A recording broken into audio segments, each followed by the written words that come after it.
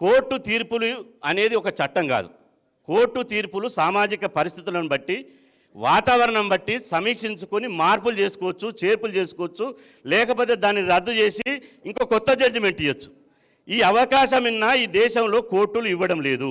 అంటే బీసీల పక్షాన కోర్టులు లేవని రూఢి అయిపోయింది. ఆ తర్వాత ఇక ప్రభుత్వాలు ఏంటంటే అడగాల్సిన వాడేమో అడుగుతలేడు, చేయాల్సిన వాడేమో చేస్తలేడు.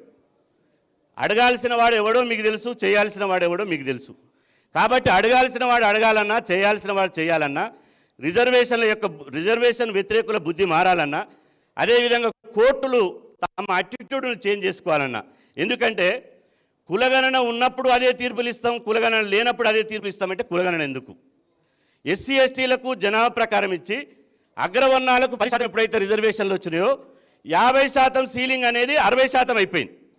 ఈడబ్ల్యూఎస్ రిజర్వేషన్లు ఇచ్చినప్పుడు కనపడనటువంటి 50% సీలింగు బీసీలకు ఇచ్చినప్పుడు మాత్రమే కనపడుతున్నది.